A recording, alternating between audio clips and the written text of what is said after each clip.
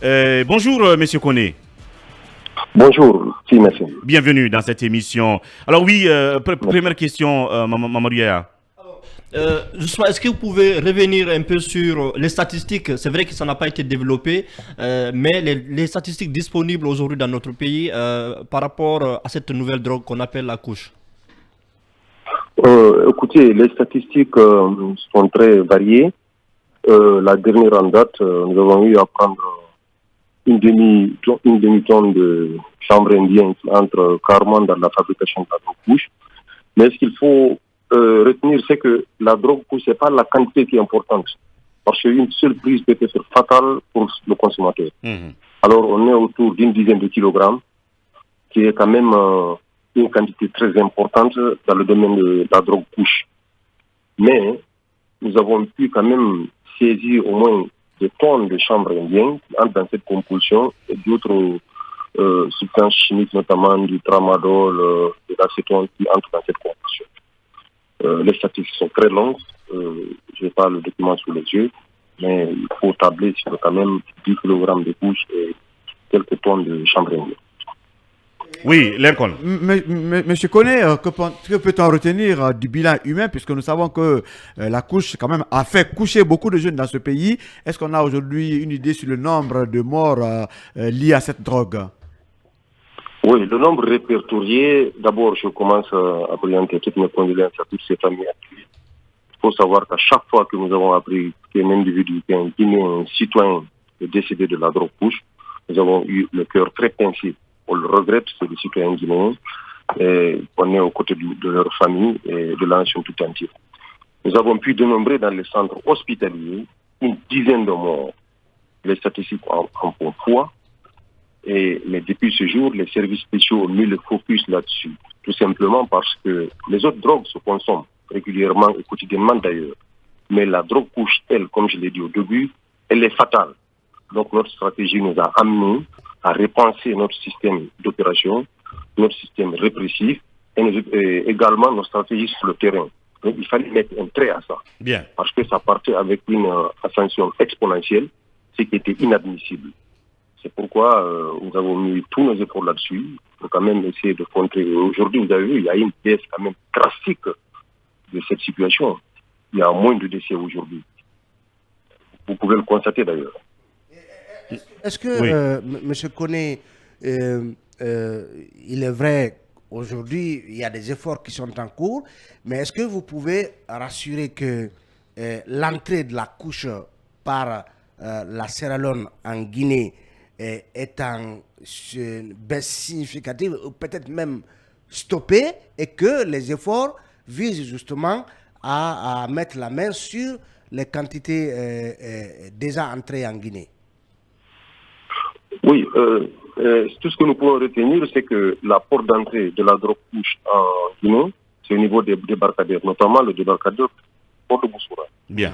Mais depuis, je peux vous assurer qu'on n'a pas eu une nouvelle quantité de couches en Guinée. Peut-être des quantités stockées.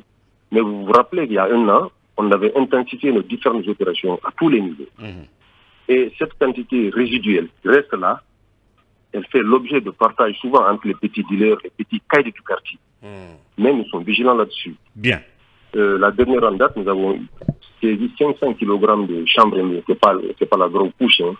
Mais je crois que nous sommes sur la bonne voie parce qu'à mon avis, il n'y a que la drogue couche résiduelle qui existe dans les petits quartiers de Conakry, en tout cas qui est en voie de disparition. Ça, Bien. je peux vous l'assurer. Bien, voilà. Alors, pour terminer, que ce soit la couche ou d'autres types de drogues, la cocaïne et d'autres drogues dures, en termes de moyens de travail en mobilité, en logistique, en renseignement et tout le reste, est-ce que les services spéciaux sont assez bien dotés aujourd'hui?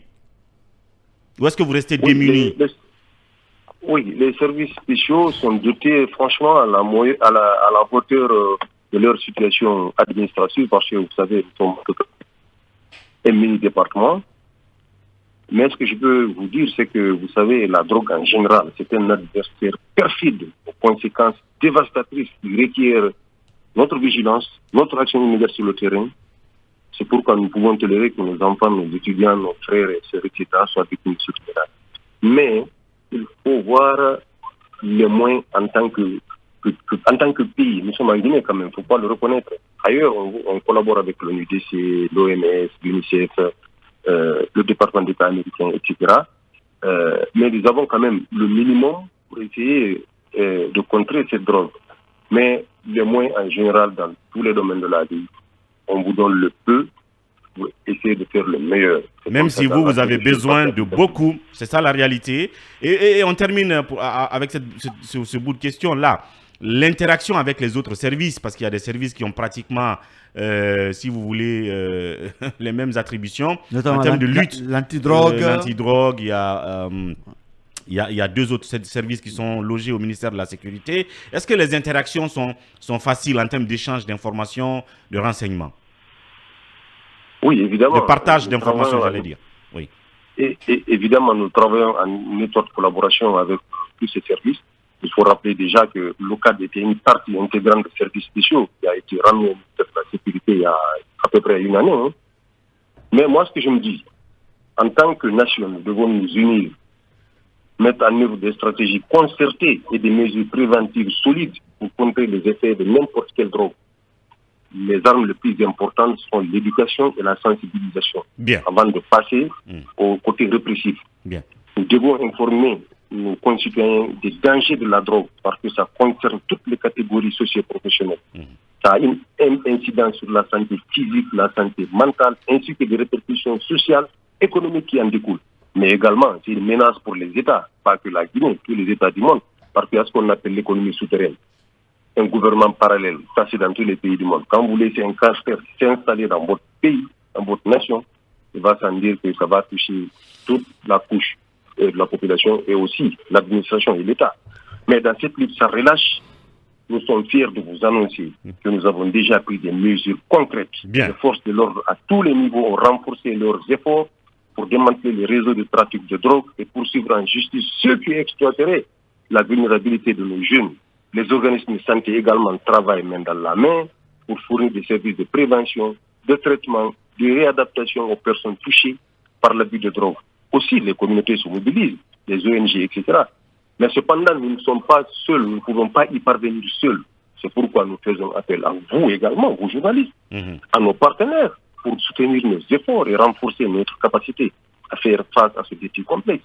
Mais je crois qu'ensemble, nous pouvons élaborer des programmes innovants qui pourront nous amener pour avoir une Guinée sans drogue, une Guinée dans des conditions vraiment d'émergence. Bien. Merci beaucoup, Monsieur Malik, Abdoul Malik Condé, pour cette disponibilité. Oui, peut-être une dernière question? Oui, Talibé? Oui, est-ce qu'aujourd'hui, dans le cadre, en tout cas, beaucoup ont l'impression que non seulement il y a ce problème de coordination des services de lutte contre la drogue, mais on a l'impression que la Guinée fait moins de saisies actuellement qu'il y a plusieurs années. On citait le cas, par exemple, souvent de l'aéroport de Conakry, où, en tout cas, il y avait régulièrement des saisies. Est-ce que ça veut dire que la Guinée est moins une cible aujourd'hui qu'il y a quelques années des trafiquants de drogue? Oui, mais le service, à mon avis, comment on appelle, le constat, il est sur le terrain, il est visible, il est immédiat. Vous savez, je vous ai rappelé en début de l'audition là que toutes les drogues se consomment en Guinée, dans tous les pays du monde. Mais nous, on a mis un focus là-dessus. La cocaïne, c'est vrai, c'est une drogue vraiment très générique, que tout le monde en consomme. Mais vous avez remarqué que c'est de moins en moins, il y a 10 ans, c'est des tonnages et des tonnages qu'on prenait ça et là. Hein. Ça, il faut le reconnaître. La Guinée était une plaque tournante de la drogue il y a 10 ou 15 ans. Ça, il faut le reconnaître, c'est une réalité. Des quantités ont été saisies, un procès a été initié au temps d'un ancien régime ici. Mais aujourd'hui, c'est de moins en moins. Mais ce qu'il faut retenir, Talibé, c'est que la drogue, c'est un facteur qui existe dans tous les pays du monde. Les États-Unis, avec tous les moyens dont ils disposent, c'est le plus grand, disons, consommateur dans le monde. Ça, ils mettent des efforts avec la 2A, avec tout ce qu'ils ont comme technique, technologie, moyens financiers, humains, tous les services de renseignement, FBI, NSA. Le phénomène persiste et continue. La drogue circule, il persiste. C'est devenu un phénomène humain. Ça fait partie de notre écosystème vital et social. il faut faire avec, mais le plus important, c'est d'avoir la volonté, la détermination de lutter contre ça, même si on n'a pas les moyens. Bien. Tandis que les États qui ont les moyens, ils ont des soucis. La France en a. Au niveau de la police judiciaire, on fait des saisies énormes, de quantités extraordinaires. Donc, moi, je crois qu'il faut féliciter les services guinéens avec le peu de monde dont nous disposons. Nous arrivons à effectuer des saisies. Ça, il faut s'en féliciter. Bien. Les autres, ils ont des hélicos, ils ont des Bien. navettes, ils Bien. ont des bateaux, ils ont une police maritime, etc. Voyez l'état de nos services de sécurité. Voilà. Et les quantités qu'ils saisissent. Moi, je crois qu'il faut à un moment donné, comme dit Lincoln, quand c'est bon, il faut le dire. On fait ce qu'on peut avec ce qu'on a. On est en Guinée, mais vous voyez, c'est visible. Vous regardez les bâtiments, nos infrastructures, nos véhicules, etc., nos armes, nos tenues, regardez tout ça. Mais avec tout ça, nous produisons des résultats. Moi, je crois aussi qu'il faut nous féliciter. C'est important de le souligner. Voilà pourquoi on vous a appelé ce matin, Monsieur Mali Kone, j'allais dire. Merci de la disponibilité.